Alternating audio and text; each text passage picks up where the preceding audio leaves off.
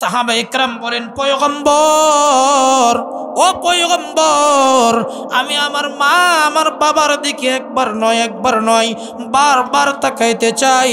মায়ার নবী আমার বলেন, ও সাহাবী, তুমি তোমার মা তোমার বাবার দিকে যতবার নেক দৃষ্টিতে তাকাইবা, আল্লাহ পাক রব্বুল আলামিন তোমার আমল নামাই ততবার কবুল হজের সওয়াব লিখিয়ে দেন। অথচ কপাল পোড়া মুসলমান আমরা মা বাবাকে চিনলাম না, মা বাবাকে চিনলাম না, মা বাবাকে চিনলাম না, মা বাবার খেদমত করতে পারলাম না। কপাল পোড়া সমাজের মধ্যে আছে যে সন্তানগুলো, এমনও কপাল পোড়া সন্তান এ জমিনের মধ্যে আছে, নিজের মা বাবার উপরে হাত, গায়ে হাত উঠাই, কথায় কথায় আঘাত। মা বাবাকেও অনেক সময় অনেক বাড়িতে অনেক জায়গা থেকে রিপোর্ট আসে, সন্তানগুলো মা বাবার উপরে নির্যাতন করে।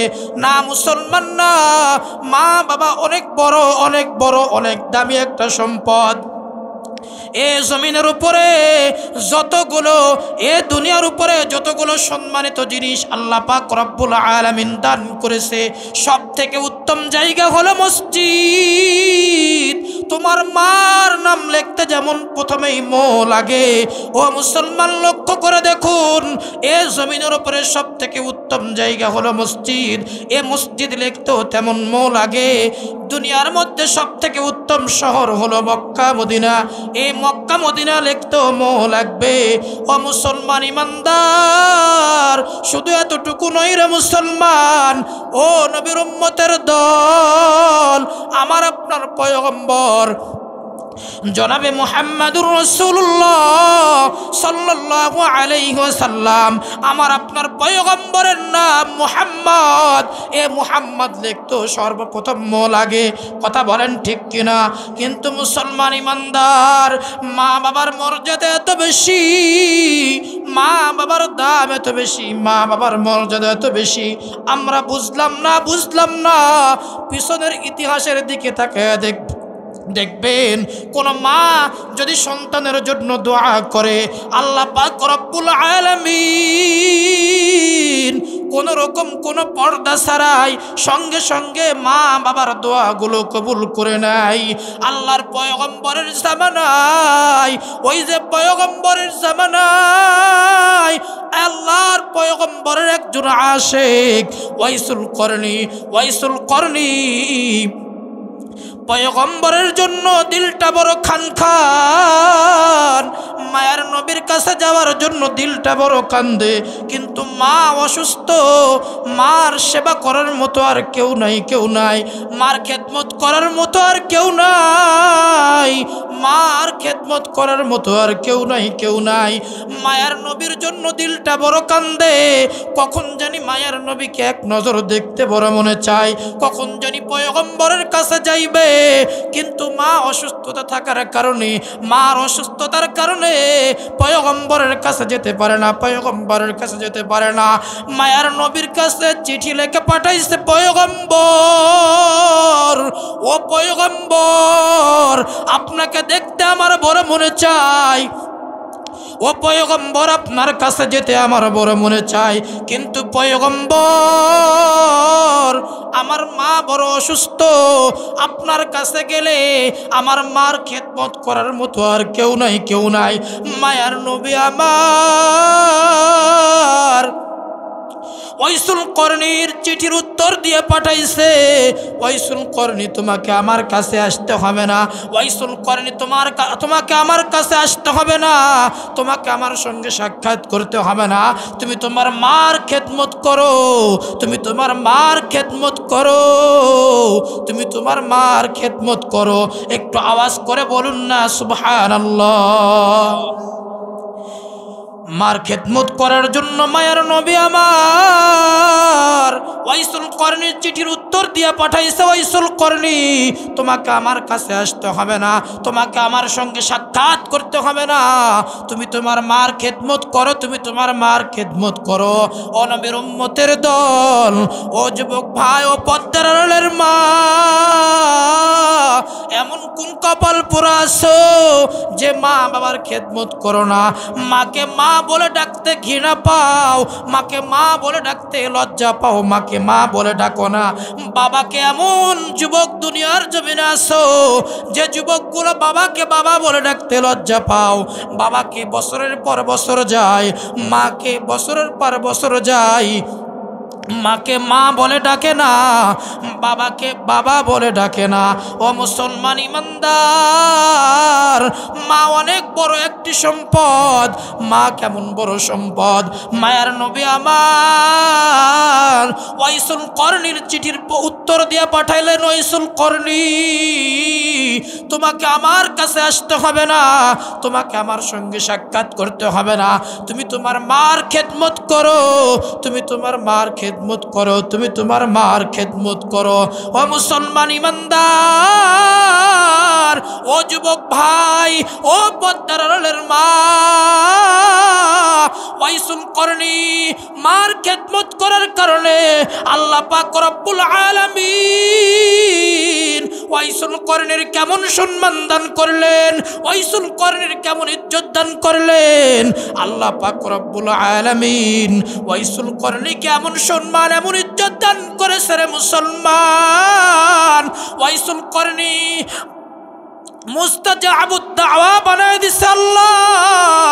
ওয়াইসুল করনি দুইটা হাত তুলতে দেরি হয়, কিন্তু আল্লাহ পাক রব্বুল আলামিন ওয়াইসুল করনির দোয়া কবুল করতে দেরি করেন না। আল্লাহর পয়গম্বর দুনিয়া থেকে বিদায় হওয়ার আগে সাহাবায়ে কেরামদেরকে ডেকে বলে, ও সাহাবীরা রে, আমি যখন দুনিয়া থেকে বিদায় হয়ে যাব, আমার এই জুব্বা, আমার এই জামাটা ওই কর্ণ এলাকার একজন আশিক, আমার বড় পাগল, আমার বড় পাগল ওই কর্ণ এলাকায় বসবাস করে, আমার আশিকের কাছে আমার এই জুব্বাটা, আমার এই জামাটা দিয়ে আসবা। সাহাবায়ে কেরাম হযরত আলী রাদিয়াল্লাহু তাআলা আনহু, হযরত ওমর ফারুক রাদিয়াল্লাহু তাআলা আনহু পয়গম্বরকে জিজ্ঞাসা করে, পয়গম্বর, ও পয়গম্বর, ওই কর্ণ এলাকায় আপনার আশিক বসবাস করে, নাম ওয়াইসুল করনি, কিন্তু পয়গম্বর ওয়াইস নামে তো আরো মানুষ থাকতে পারে, কিভাবে ওয়াইসুল করনিকে চিনতে পারবো? মায়ের নবী আমার সাহাবায়ে কেরামদেরকে ডেকে বলে, রে সাহাবী, ওই কর্ণ এলাকায় যাওয়ার পর ওয়াইস নামে যদি দেখো, তাহলে আমার ওই আশিককে চিনবা। ওই আশিক, তার হাতের তালুটা, তার ডান হাতটা বের করে দেখবা, তার ডান হাতের তালুর মধ্যে এমন এমন রেখা থাকবে, তার চুলগুলো দেখবা, চুলের মধ্যে এমন এমন এমন এমন আলাভোলা চুলগুলো থাকবে, তার চেহারাটা থাকবে এমন এমন। ও নবীর উম্মতের দল, ও যুবক ভাই, ও পদ্মার আড়ালের মা, ওয়াইসুল করনি পয়গম্বরের খেদমত করার কারণে আল্লাহ পাক রব্বুল আলামিন ওয়াইসুল করনিকে কেমন সম্মান, কেমন ইজ্জত দান করলেন। ওয়াইসুল করনি দুইটা হাত আল্লাহ পাক রব্বুল আলামিনের দরবারে তুলতে দেরি হয়, কিন্তু আল্লাহ পাক রব্বুল আলামিন ওয়াইসুল করনির দোয়া কবুল করতে দেরি করেন না। ও কপাল পোড়া মুসলমান, ও যুবক ভাই, ও পদ্মার আড়ালের মা, আজকে আমরা মা বাবার খেদমত করি না। যে মা, যে জনম দুঃখী মা শীতের বেলা এত কষ্ট করে, তোমাকে এত কষ্ট করে লালন পালন করেছে, এ মুসলমান ইমানদার, আজ তোমার সন্তানের জন্য তোমার অন্তরে যেমন মায়া, আজ তোমার সন্তানের জন্য তোমার যেমন কষ্ট লাগে, তোমার সন্তান যেন অসুস্থতায় না পড়ে যায়, তোমার সন্তান যেন ঠান্ডায় না পড়ে যায়, তোমার সন্তান যেন অসুস্থতার মধ্যে না পড়ে যায়। এই জন্য তোমার সন্তানের জন্য বুক ভরা এত আকাঙ্ক্ষা, তোমার সন্তানের জন্য এত সিকিউরিটি, এত সেফটি দিয়ে রাখো, তোমার সন্তান যেন বিপদগ্রস্ত না হয়। ঠিক মুসলমান ইমানদার, তুমিও যখন ছোট ছিলে, তোমার মা তোমার বাবার জন্য, বাবা তোমার জন্য এমন কষ্ট করেছে, একটু কি লক্ষ্য করে দেখছো রে কপাল পোড়া? আজ তোমার সন্তান যখন ছোট, তোমার সন্তানের জন্য তোমার দিলটা বড় কান্দে। তুমি এক জায়গা থেকে আর এক জায়গায় যাও, সন্তান যখন একটু ফোন করে বলে আব্বু আমার জন্য মজা নিয়ে আসবা, বাবার চিন্তা হয় কখন জানি মজাটা সন্তানের জন্য বাড়িতে পৌঁছাইতে পারবে। যখন কোনো সন্তান বাবার কাছে ফোন দিয়ে বলে বাবা আমার জন্য এই জিনিসটা নিয়ে আসবা, বাবার দিলের আকাঙ্ক্ষা যতক্ষণ পর্যন্ত সন্তানের ওই জিনিসটা করে না পৌঁছাইতে পারে, ততক্ষণ বাবার মনে শান্তি পায় না। ও মুসলমান ইমানদার, ঠিক তেমনি তুমি যখন ছোট ছেলেরে বাবা, তোমার মা তোমার বাবা তোমার জন্য এমন পেরেশান ছিল। আজ আমরা বুঝি না সম্পদের মালিক হয়েছি, আজ টাকা পয়সার মালিক হওয়ার কারণে নিজের মা বাবাকেও আমরা চিনতে পারি না। এ নবীর উম্মতের দল, মায়ার নবী আমার হযরত আলী এবং ওমরকে ডেকে বলে আলী ওমর, তোমরা ওই ওয়াইসুল করনীকে যদি দেখতে পাও, ও ওমর ভালো করে শুনিয়ে নাও, তাহলে ওই ওয়াইসের কাছ থেকে দোয়া নিবা। একটু আওয়াজ করে বলুন তো আল্লাহু আকবার। মুসলমান ইমানদার, ও নবীর উম্মতের দল, আল্লাহ পাক রব্বুল আলামিন ওয়াইসুল করনীকে কেমন সম্মান দান করলেন, কেমন ইজ্জত দান করলেন। মায়ার নবী আমার বলেন লাউ কানা বাদি নাবিয়্যুন লাকানা ওমর, আমার পরে যদি কেউ নবী হইতো, আমার পরে যদি কেউ নবী হইতো সেই ওমর। এই ওমরকে মায়ার নবী আমার ডেকে বলে ওমর ওই ওয়াইসুর কাছ থেকে তুমি দোয়া নিও, দোয়া। এ নবীর উম্মতের দল, ওয়াইসুল করনীর কাছ থেকে ওমর এবং আলীকে দোয়া নেওয়ার জন্য বলে। যেই ওমরকে আল্লাহ পাক রব্বুল আলামিন দুনিয়াতে থাকা অবস্থায় জান্নাতের টিকিট দান করেছেন, যেই আলীকে আল্লাহ পাক রব্বুল আলামিন দুনিয়াতে থাকা অবস্থায় জান্নাতের টিকিট দান করেছেন। ও মুসলমান ইমানদার, এবং আলী এবং ওমরকে মায়ার নবী আমার বলেন ওয়াইসুল করনীকে যদি দেখতে পাও, তাহলে ওয়াইসুল করনীর কাছ থেকে দোয়া নিও। নবীর উম্মতের দল, ও যুবক ভাই ও পদ্মার মা বাবার খেদমত করে কেউ ঠকে না রে ভাই। মা বাবার খেদমত করার কারণে তোমার দুনিয়াটা তোমার জন্য জান্নাত হয়ে যাবে। দুনিয়া তো তোমার শান্তি, আখিরাতেও তোমার শান্তি। ও নবীর উম্মতের দল, যারা মা বাবাকে চিনে না, মা বাবার খেদমত করে না, একটু তাদের জিন্দেগির দিকে তাকায় দেখবেন, দুনিয়াতে তাদের পেরেশান। দুনিয়াতেও শান্তি পায় না, আখিরাতেও তারা শান্তি পাবে না। মুসলমান ইমানদার, মায়ার নবী আমার কিছুদিন পরে দুনিয়া থেকে বিদায় হওয়ার পর হযরত আলী এবং ওমর পয়গম্বরের ওই সেই ওসিয়ত, মায়ার নবীর জামাটা ওয়াইসের কাছে পৌঁছাইতে হবে। ও মুসলমান ইমানদার, হযরত আলী এবং ওমর ও করণ এলাকায় ওয়াইসুল করণীকে তালাশ করে কেউ বলতে পারে না। আবার সামনের দিকে আগায় যাওয়ার পরে হযরত ওমর এলাকার মানুষদেরকে ডেকে বলে, ও এলাকার মানুষ, এই এলাকায় কি ওয়াইস নামে কেউ বসবাস করে? বলে না, আমরা চিনি না।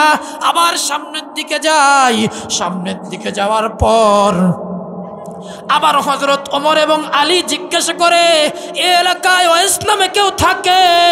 বলে এই এলাকায় ওয়াইস নামে কেউ নাই, তবে হ্যাঁ একটু একজন ওই জঙ্গলের মধ্যে বসবাস করে। জানি আমরা ওয়াইসুল করনি, ওয়াইস নামের এই মানুষ, কিন্তু তাকে আমরা জানি পাগল বলে চিনি, পাগল বলে জানি। ও নবীর উম্মতের দল, ও যুবক ভাই, ও পদ্মার মা, এলাকার মানুষও তাকে পাগল বলে চিনে। মায়ের নবী আমার বলে, এই উমরে আলী আমার বড় আশেক, ওই কর্ণ এলাকায় বসবাস করে। যাও যাও, আমি দুনিয়া থেকে বিদায় হলে আমার জামাটা তার কাছে হাতিয়া দিয়ে আসবা। এ নবীর উম্মতের দল, অন্য কোনো জিনিস নয়, অন্য কোনো জিনিস নয়, শুধুমাত্র মার খেদমত করার কারণেই আল্লাহ পাক রব্বুল আলামিন তাকে এমন সম্মান, এমন ইজ্জত দান করলেন। কর্ণ এলাকার ওই মানুষটি বলে, জঙ্গলের মধ্যে একজন মানুষ বসবাস করে, তাকে আমরা পাগল বলে চিনি। এ নবীর উম্মতের দল, হযরত ওমর এবং আলী জঙ্গলের দিকে তালাশ করতে লাগলেন, জঙ্গলের মধ্যে তালাশ করতে লাগলেন। সেই জঙ্গলে যাওয়ার পর জঙ্গলের মধ্যে তালাশ করতেছেন, হঠাৎ করে লক্ষ্য করে দেখে, ও নবীর উম্মতের দল, ও যুবক ভাই, হঠাৎ করে লক্ষ্য করে দেখে সেজদায় পড়ে কি যেন বিড় করে বলতেছে। অপেক্ষা করতে লাগলেন, কখন জানি এলাকার মানুষ জানে সে পাগল, এই পাগলটার নামাজ কখন শেষ হয়। এই পাগলটার নামাজ শেষ হওয়ার জন্য এলাকার মানুষগুলো জানতো ওয়েস পাগল, ওয়েসকে সবাই জানতো পাগল। কিন্তু হযরত ওমর এবং আলী অপেক্ষা করতে লাগলেন, ওয়েসের নামাজ কখন শেষ হয়। অনেকক্ষণ ধরে অপেক্ষা করার পর ওয়েসের নামাজ যখন শেষ হয়, হযরত ওমর এবং আলী ওয়েসের কাছে যে সালাম দিয়ে জানায়, ভাই আমরা ওমর, আমি রাসূলের সাহাবী ওমর, উনি হলেন পয়গম্বরের সাহাবী হযরত আলী। মায়ার নবী আমার এই কর্ণ এলাকার একজন আশেক, নবীকে এত প্রেম মোহাব্বত, নবীর ভালোবাসা অন্তর লালন করেছে। মায়ার নবী আমার আমাদেরকে দুনিয়া থেকে বিদায় হওয়ার পর এই কথাটা বলেছে, আমি যখন দুনিয়া থেকে বিদায় হয়ে যাব, আমার এই জামাটা, আমার এই জুব্বাটা ওই পাগলের কাছে হাদিয়া দিয়ে আসবা। এ মুসলমান ইমানদার, এ যুবক ভাই, হযরত ওমর ফারুক রাদিয়াল্লাহু তাআলা আনহু ওয়াইসরে বলে, ভাই তুমি কি সেই রাসূলের আশিক? বলে, না না, পয়গম্বর যে আশিকের কাছে তারা হাদিয়া দিতে বলেছে আমি সেই আশিক নই।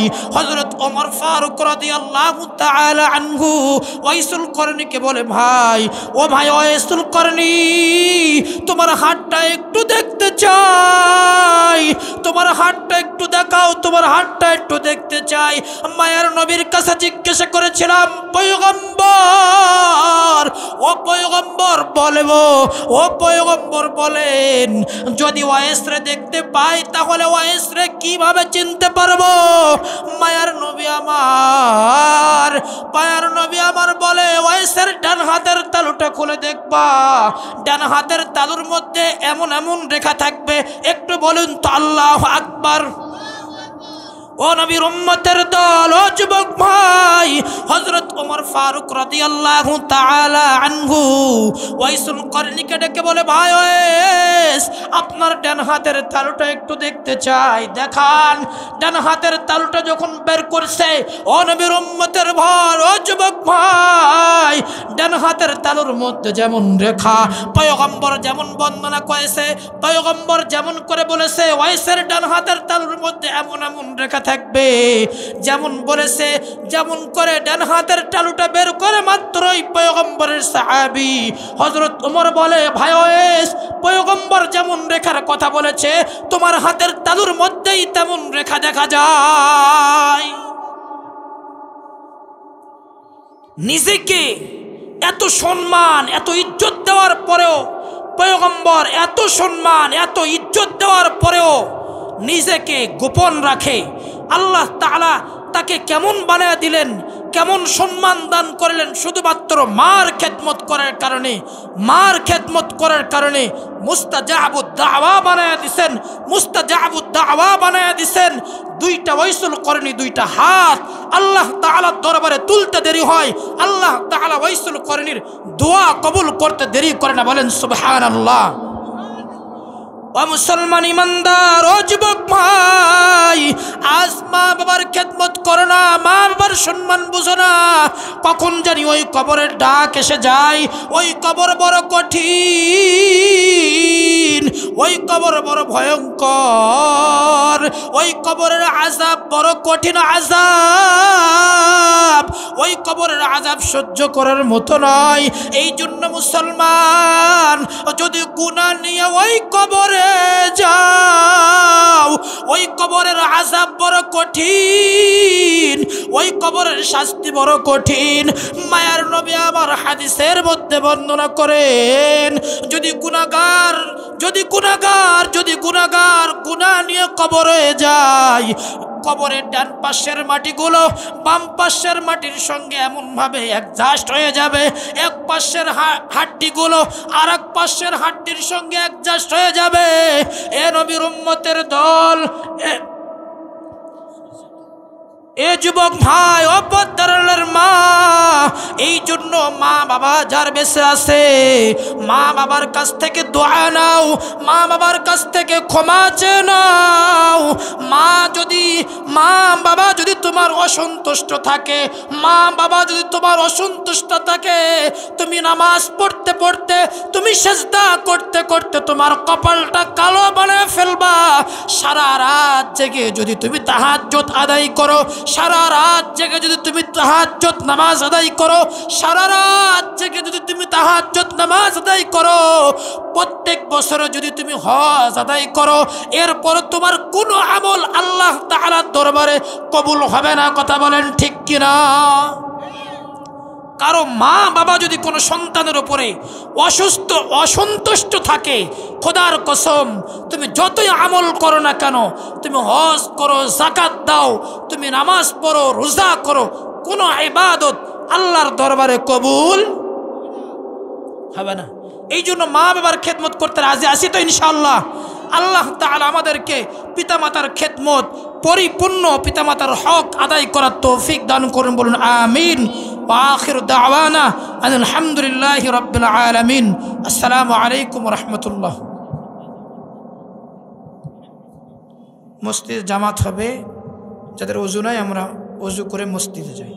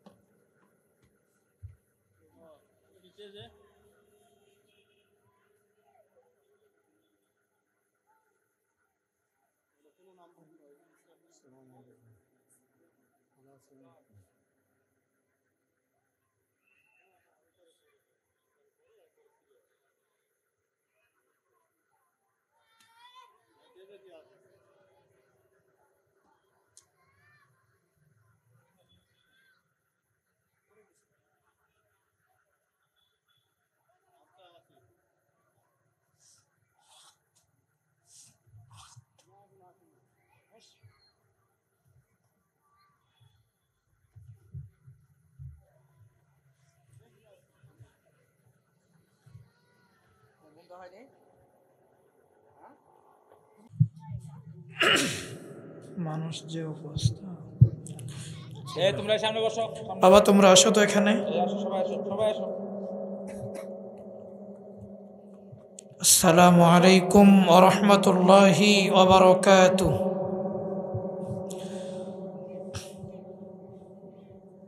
আলহামদুলিল্লাহি কাফা ওয়া সালামুন আলা ইবাদিহিল্লাযীনা ইসতাফা। أما بعد فأعوذ بالله من الشيطان الرجيم. بسم الله الرحمن الرحيم. وقضى ربك ألا تعبدوا إلا إياه وبالوالدين إحسانا إما يبلغن عندك الكبر أحدهما أو كلاهما فلا تقل لهما أف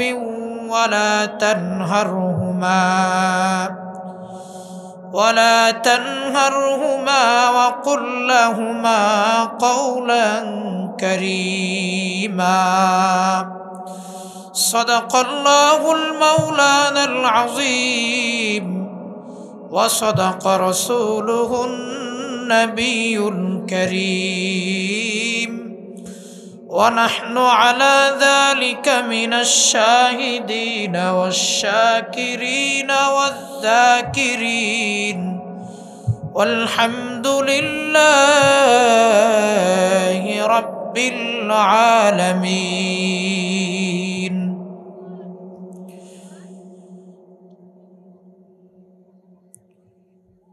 اللهم صل على محمد وعلى آل محمد كما صليت على إبراهيم وعلى آل إبراهيم إنك حميد مجيد اللهم بارك على محمد وعلى آل محمد كما باركت على إبراهيم وعلى آل إبراهيم إنك حميد مجيد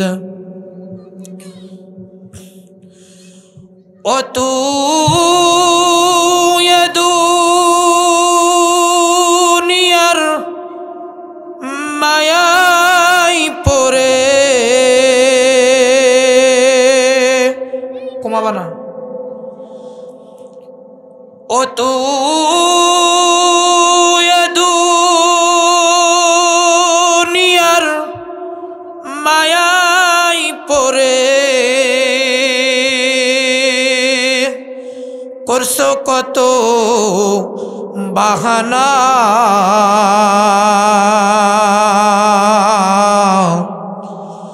এই যে নয় তোর আসল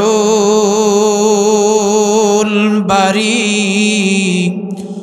কবর যে তোর আসল ঠিকানা এই যে নয় তোর আসল বাড়ি কবর যে তোর আসল ঠিকানা পূর্বপুরুষ যারাই ছিল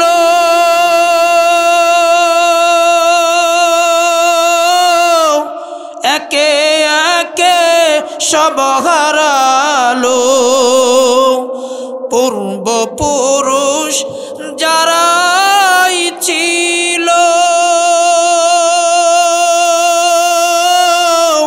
একে একে সব হারালো তুমি আমি কেউ রব না তুমি আমি কেউ রব না দিতে হবে রওয়ানা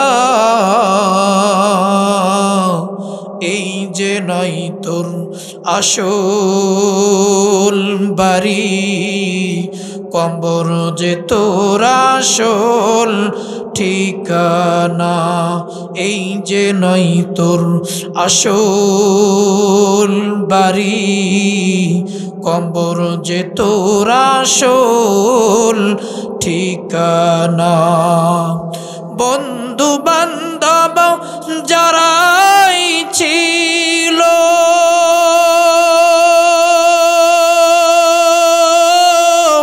একে একে সব হারালো বন্ধু বান্ধব যারাই ছিল একে সব হারালো, তুমি আমি কেউ রব না, তুমি আমি কেউ রব না, দিতে হবে রওয়ানা। এই যে নয় তোর আসল বাড়ি, কবর যে তোর আসল ঠিকানা। এই যে নয় তোর আসল বাড়ি, কবর যে তোর আসল ঠিকানা। টানতেছে কে? খুব টানতেছে।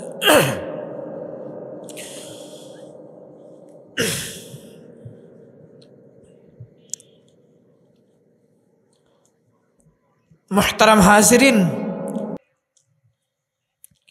এই প্রোগ্রামটা যদি ইসলামিক অনুষ্ঠান, ইসলামিক প্রোগ্রাম না হতো, যদি আজকে এই প্রোগ্রামে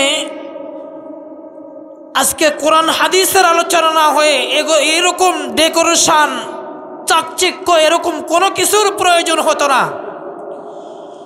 যদি আজকে এই জায়গাতে কোনো নায়িকা, গায়িকা, নর্তকী যারা ড্যান্স দিতে পারবে, তবলা বাজাইতে পারবে, এই এলাকায় মানুষ ধরতো না, মানুষের জায়গা দিতে পারতো না।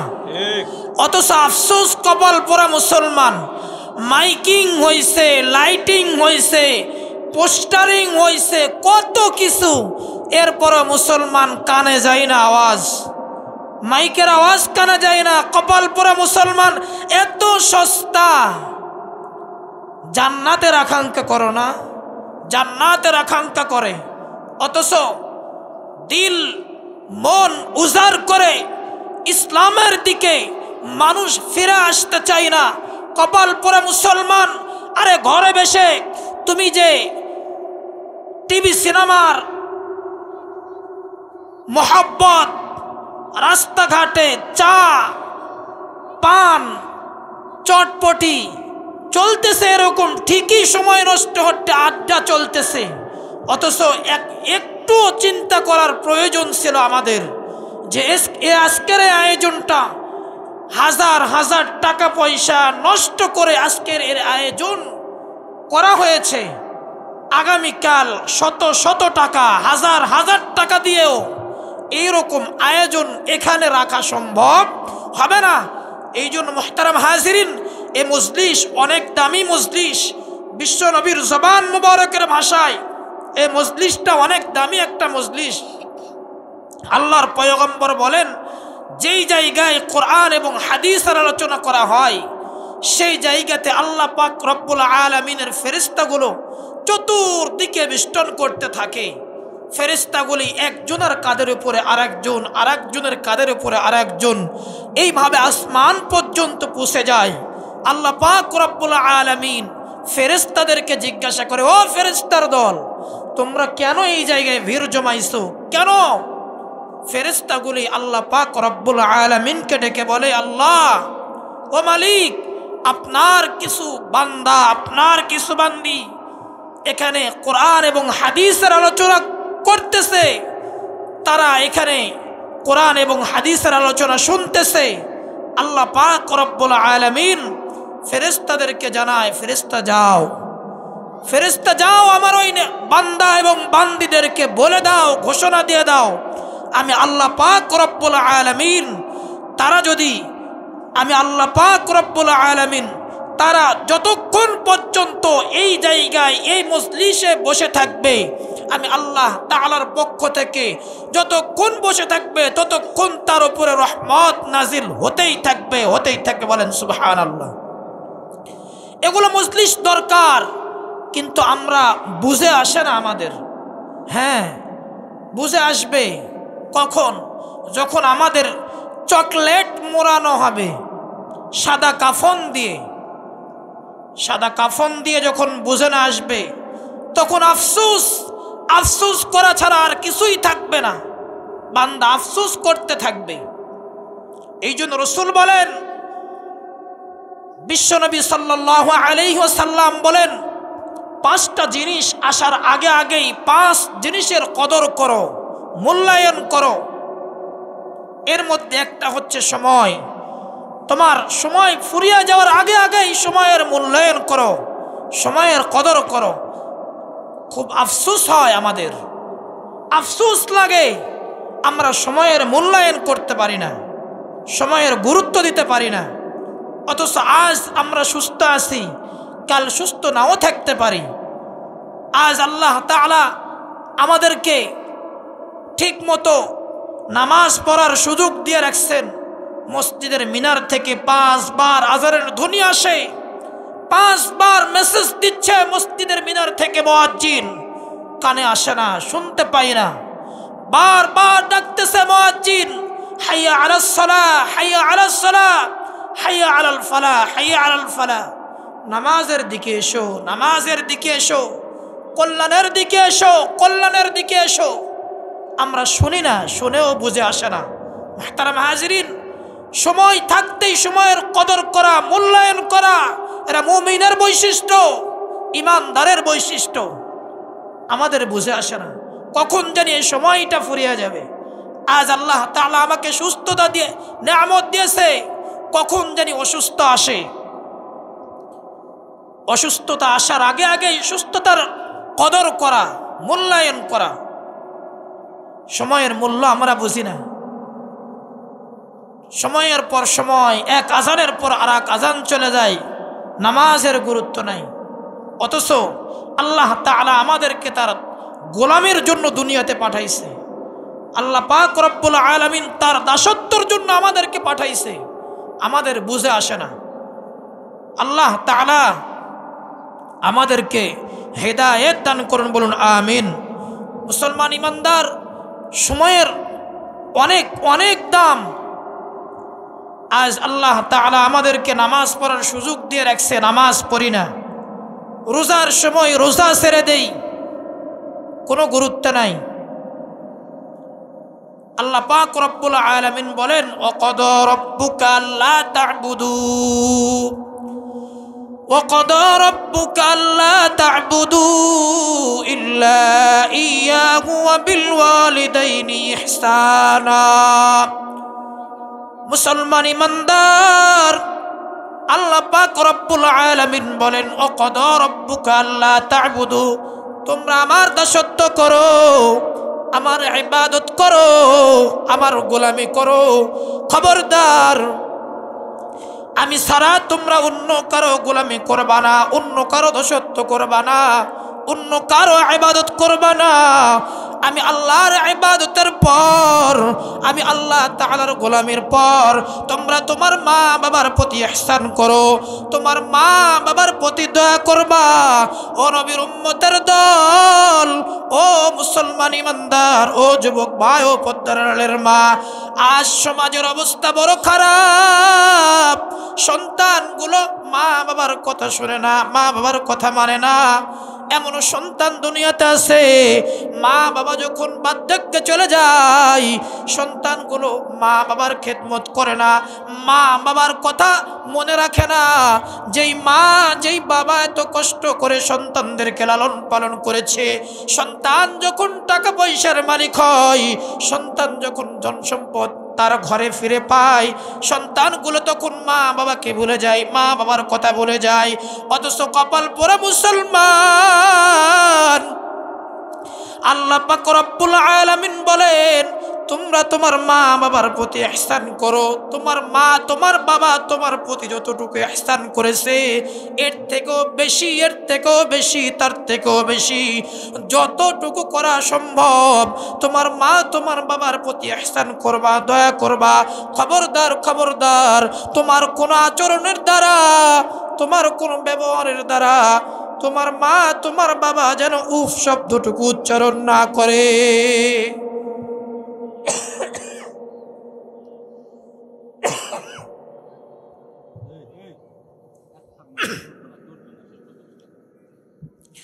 মা বাবা একটি সম্পদ, অথচ আমাদের বুঝে আসে না। মা বাবা অনেক অনেক বড় একটি সম্পদ। অনেক সন্তান আছে, মা বাবা যখন বৃদ্ধ হয়ে যায়, মা বাবার দিকে তাকিয়েও দেখে না, বাজার করে রাতের বেলা, ঘরে একটা আছে কালনাগিনী, এর ভয়ে মা বাবাকে যদি দেখতে পায় মা বাবা বাজার নিয়ে আসছে, তাহলে হয়তো মা এবং বাবাকে দিতে হবে, ওই ঘরেরটার ভয়ে আর দিনের বেলা বাজার করে না, লুকে লুকে রাতের বাজার করে। কি বলেন ঠিক কিনা? এমন আছে মুসলমান, অথচ আল্লাহ পাক রব্বুল আলামিন বলেন তোমার মা তোমার বাবা, শুধু তোমার মা তোমার বাবা নয়, তোমার মা তোমার বাবা তোমার মক্কা মদিনা, আরে তোমার মা তোমার বাবা যদি তোমার জন্য সন্তুষ্ট থাকে তোমার উপরে, তুমি যতই বিপদের মধ্যে থাকো না কেন, যতই বিপদের মধ্যে থাকো না কেন, তোমার মা তোমার বাবা যদি তোমার জন্য দোয়া করে, তো আল্লাহ পাক রব্বুল আলামিন সঙ্গে সঙ্গে তোমার এই দোয়াগুলো তোমার জন্য কবুল করে নেয়। মা বাবার দোয়া হলো এমন, অথচ কপাল পরা মুসলমান আমরা মা বাবাকে চিনলাম না, মা বাবার খেদমত করলাম না। মা বাবাকে যারা সম্মান করে, আরে রাসূল বলেন তোমরা তো মক্কা মদিনায় হজ করা ছাড়াই কি কবুল হজের সওয়াব অর্জন করতে চাও? হজ করার সমপরিমাণ সওয়াব অর্জন করতে চাও? সাহাবায়ে কেরাম বলে ইয়া রাসূলুল্লাহ এটা আবার কেমন আমল, কি আমল? আল্লাহর নবী বলেন তোমার মা তোমার বাবার দিকে নেক দৃষ্টিতে তাকাও, আল্লাহ পাক রব্বুল আলামিন তোমার আমল নামায় একটা কবুল হজের সওয়াব লিখিয়ে দেন।